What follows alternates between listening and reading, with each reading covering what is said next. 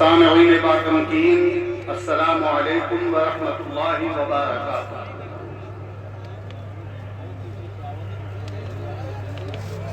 ساغر خوش رنگ کا نہ ہی میں گلفام کا، ساغر خوش رنگ کا نہ ہی میں گلفام کا، میں تو پیاسا ہوں شہ احمد رضا کے جام۔ سبحان اللہ، سبحان اللہ، ماشاء اللہ۔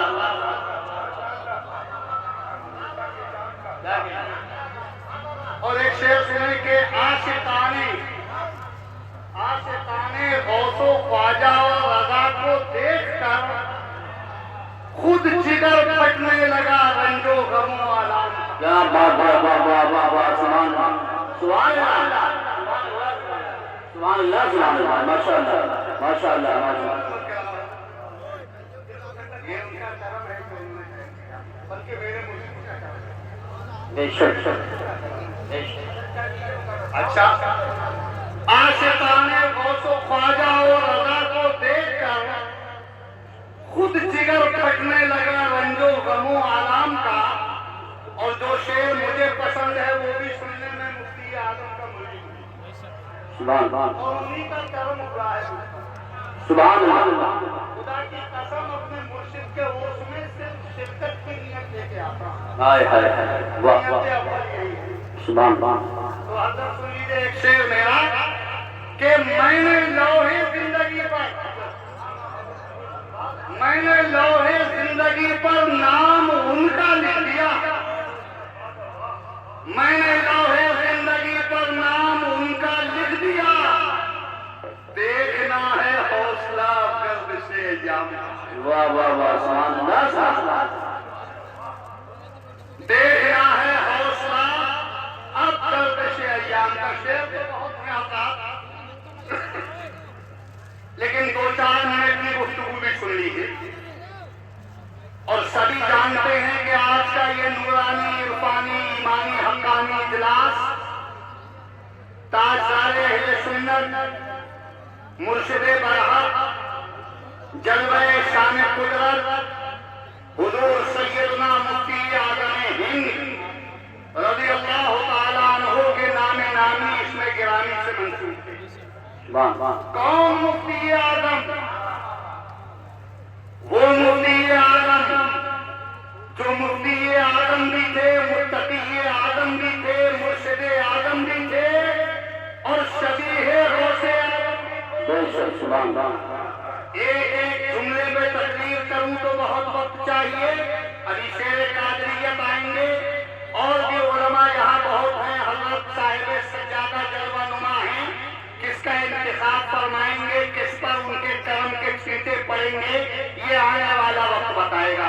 عرض یہ کرتا ہوں کہ سرکار مفتی اعظم ہند کی ذات ایسی عظیم ذات ہے کہ جو ان کے دامن کرم سے وابستہ ہو گیا وہ قسم کھا کے یہ کہہ سکتا ہے کہ میں غوث اعظم کا مرید ہوں۔ قسم کھا کے کہہ سکتا ہے، خدا کی قسم، جو مفتی اعظم کا وفادار ہوا وہ غوث اعظم کا تابعدار، اور جو غوث اعظم کا تابعدار ہوا وہ رسول پاک کا جانثار ہوا، اور جو رسول پاک کا جانثار ہوا اس کا بیڑا دونوں جہاں میں پار ہوا۔ ہم شبیہ غوث اعظم پر بھی تیاری رکھتا ہوں، کیسے ان کو ہم شبیہ مفتی اعظم کہا گیا اور کیوں کہا گیا، اور وہ ہیں تو کس معیار کے ہیں، اس پر بھی میرے پاس تقریری تیاری ہے، وہ کبھی آئندہ، یہاں وقت نہیں۔ آج میں بتانا یہ چاہتا ہوں کہ سرکار مفتی اعظم ہند کی پوری زندگی آپ دیکھ لیجئے، 92 سال کی عمر پائی میرے مرشد برحق نے۔ ایام طفولیت کو نکال دیا جائے تو عالم ہوش و حواس کی جو زندگی ہے اس میں آپ ان کا اٹھنا بیٹھنا دیکھیے، ان کا سونا جاگنا دیکھیے، ان کا چلنا پھرنا دیکھیے، ان کا کھانا پینا دیکھیے، ان کا ہنسنا مسکرانا دیکھیے، ان کی پوری زندگی میں خلاف سنت کوئی عمل ملنا تو پجا، خلاف اولا بھی میں نے دیکھا ہے مفتی اعظم کو، سمجھا ہے ان کو، ان کی صحبت میں رہا ہوں اور ان کو پڑھا بھی ہے۔ الحمدللہ یہاں بہت حضرات ہیں جنہوں نے پڑھا بھی ہے اور دیکھا بھی ہے، سمجھا بھی ہے۔ فرائض و واجبات کے کتنے پکے عامل تھے اور فرائض و واجبات پر عمل کرنے کے لیے کیسے مستعد ہوا۔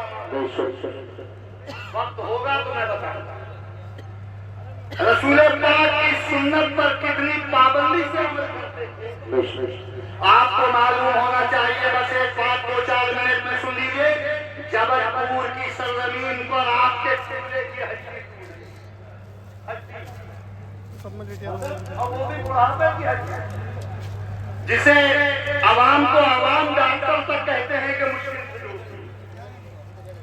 جبل پور میں کولے کی ہڈی ٹوٹی۔ ڈاکٹروں نے کہا کہ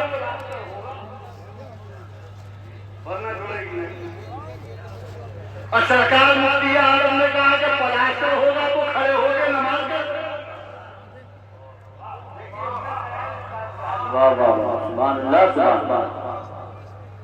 پلاسٹر نہیں چلوایا میرے مرشد برحق نے، کھڑے ہو کر ہر نماز ادا کر رہے۔ ہڈی ٹوٹنے کے بعد جو پہلی نماز کا وقت آیا وہ بھی مفتی اعظم نے کھڑے ہو کر پڑھی۔ ایسی زبانوں کا استعمال کرتے رہے اور اسے آپ میرے مرشد کی کرامت بھی کہیے کہ لگتے ہیں 40 دن 45 دن اور 50 دن، لیکن مفتی اعظم کی ہڈی کو ٹوٹے ہوئے ابھی 12 ہی دن ہوئے تھے کہ 12 دن میں مفتی اعظم کی ہڈی جڑ گئی، پلاسٹر کیا گیا تو معلوم ہوا کہ یہ بالکل ٹھیک ہوئی۔ سبحان اللہ سبحان اللہ ماشاء اللہ۔ ایکسرے کے بعد ایکسرے جب کیا گیا تو معلوم ہوا کہ کیونکہ میں بہت جلدی مجھے دوسروں کا بہت ہے اور میں اپنے اوپر بہت اس وقت نازا ہوں اور اپنی قسمت پہ بہت نازا ہوں، مجھے بہت ماشاء اللہ۔ ارے بھائی یہ کرامت ہے مفتی اعظم کی، لیکن سچ پوچھو تو رسول پاک کا معجزہ ہے۔ علماء جانتے ہیں کہ ابو رافع یہودی کو قتل کرنے کے بعد جو صحابی رسول اس کے محل سے باہر نکلے اور اس سیڑھیوں پہ حضرت عبداللہ گر گئے تو پیر ٹوٹ گیا۔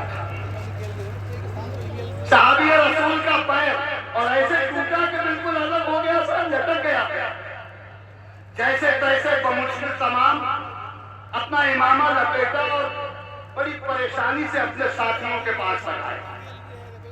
رسول پاک کی خدمت میں جب پہنچے تو کوئی علاج نہیں کیا گیا، ان کی ہڈی کا، ان کے پیر کے ٹوٹنے کا کوئی علاج نہیں کیا گیا، صرف رسول پاک نے اپنا دست رسالت رکھ دیا تو اس پیر میں اتنی طاقت آ گئی کہ صحیح ہو سالم۔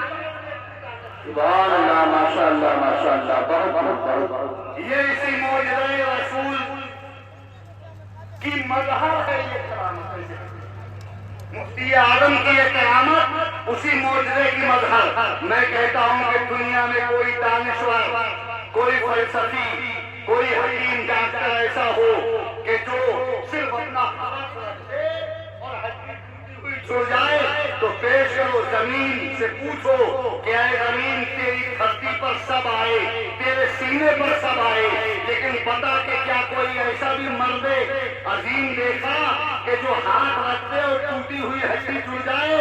آسمان سے پوچھو اے چشمے فلک تو نے سبوں کو دیکھا، لیکن کیا کوئی ایسا مرد جلیل بھی دیکھا کہ جو ہاتھ رکھتے اور ٹوٹی ہوئی ہڈیاں جڑ جائیں؟ تو سب یہی جواب دیتے ہیں کہ یہ شان تو کسی میں نہیں، یہ کمال تو کسی میں نہیں، یہ انفرادیت تو کسی میں نہیں، یہ صداقت تو کسی میں نہیں، یہ عروج تو کسی میں نہیں۔ اگر یہ عروج ہے کسی میں تو اسی میں ہے جس کی شان یہ ہے کہ سب سے اعلیٰ و اولا ہمارا نبی، سب سے بالا و بالا ہمارا نبی، سارے اونچوں سے اونچا سمجھیے جسے ہے اس اونچے سے اونچا ہمارا نبی۔